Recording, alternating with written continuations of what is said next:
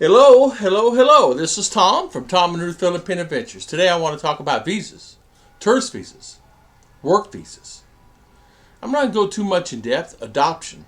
I'm not going to really go too much in depth with it today. I'll go in later depth and go through each visa that's available. Recently on the news, there's been a lot of activity through the news here, ABS-CBN online through YouTube and or CNN and or the local networks here.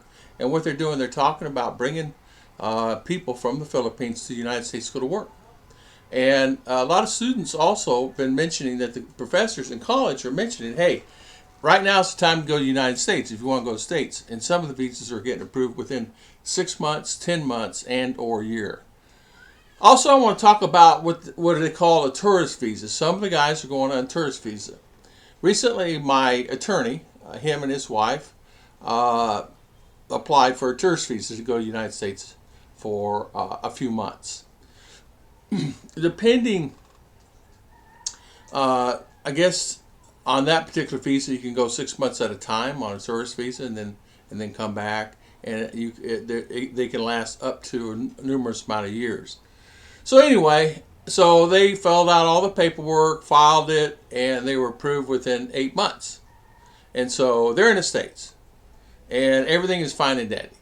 But the problem when you file a tourist visa is you have to show that you're going to come back to your country, and or mother, grandmother, children, and or job, doctor, or you're an attorney and you have to come back because that's your profession.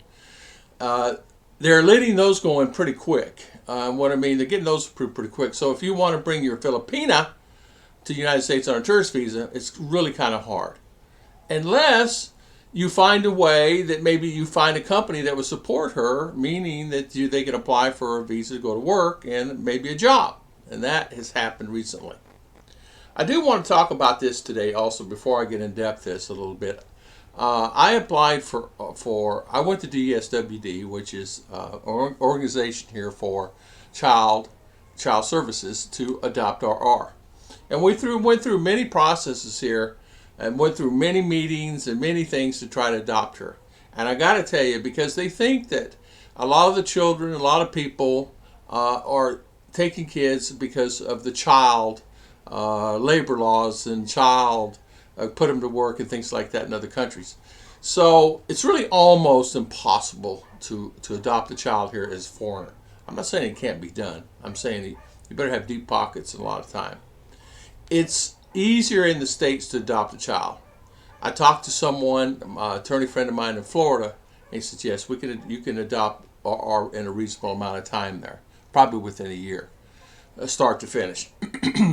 So we're going to be looking at doing that because she wants to have my last name, and understandably so. And I want her to have it. But we're going to talk about the visa, just a brief overview. We're not going to go in depth because, again, each visa, I could talk 30 minutes on each visa, right? They have a tourist visa as the visitor, the tourist B. I was just talking about my attorney friend and I are there on. Have family there in Orlando, Florida, that she's a doctor, and so he's an attorney here. So the transition was easy for that. So when they submitted their paperwork, they just approved it immediately. I mean, they got there really quick. 6 months stay at a time, and you don't realize that, which is very good, very good. Also, there's so many visas. I'm just going to tell you how many visas there are. There's what they call, these are work visas. There's what you call H-1B. If you come to the United States as a pre-arranged professional job, such as a doctor or something like that, you can qualify. You must have a bachelor's degree or a higher degree. There's what you call HB1, H1B1. It's a treaty-based temporary work visa, and it's just a work visa.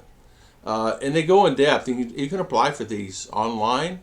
It's basically filling out, going to 260. But if I was to want to go to the United States, I would look through some of the agencies that might already have contacts in the States for jobs. The ones that are advertising online is that they're actually getting you a job there in the States.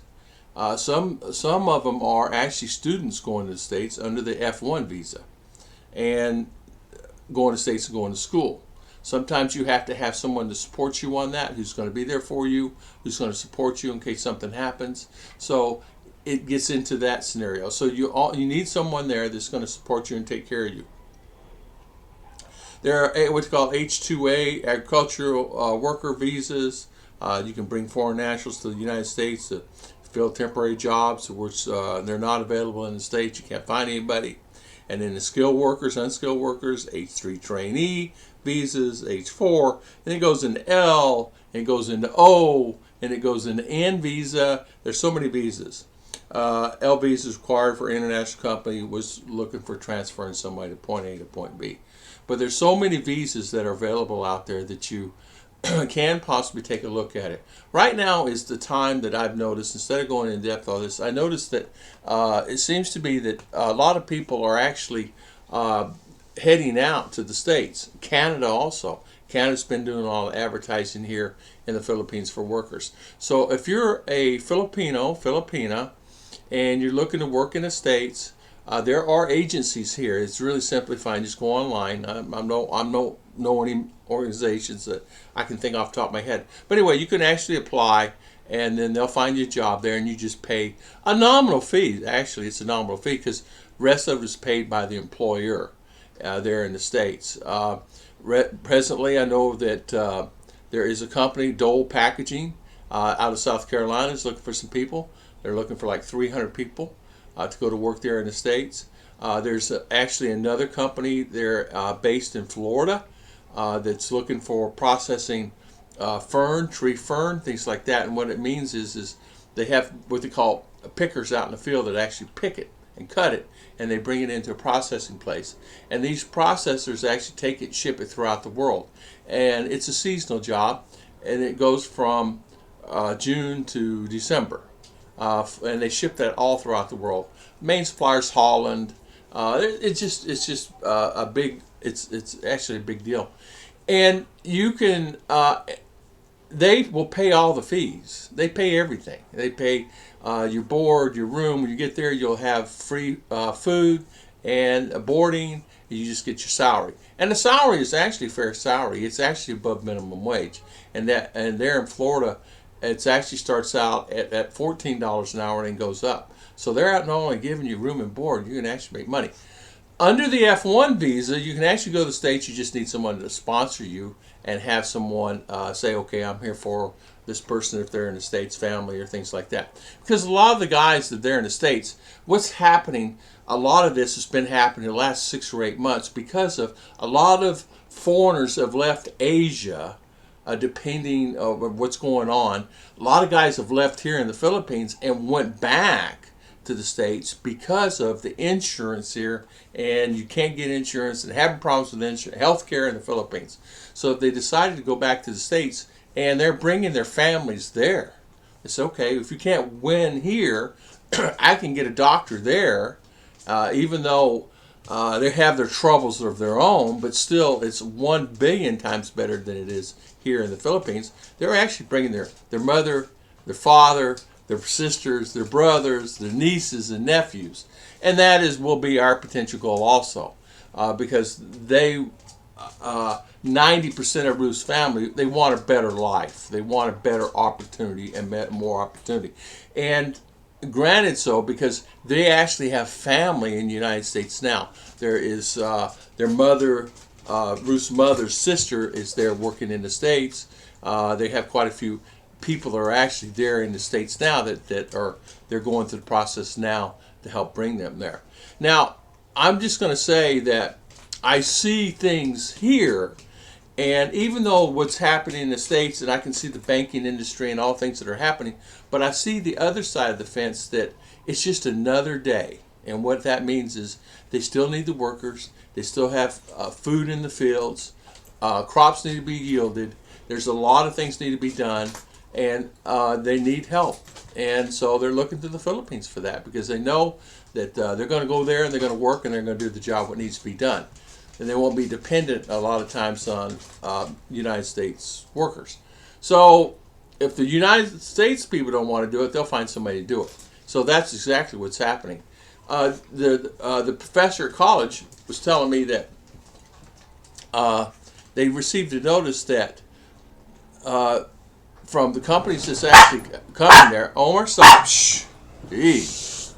The actual companies that look at going to the USA are growing rapidly, and they received a list of 16 new companies that's just within the last 2 months they were looking for workers in the United States.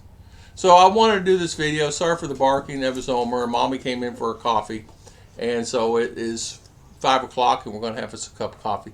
I want to thank everybody for watching my videos. I'll do each one of these individually in depth and talk about the tourist visa, the H1 visa, the F1 visas, all the visas, the O visa, the N visa, and so you guys will understand this, and I'll start doing those. I want to thank everybody for watching, and thank you so much for spending your valuable time.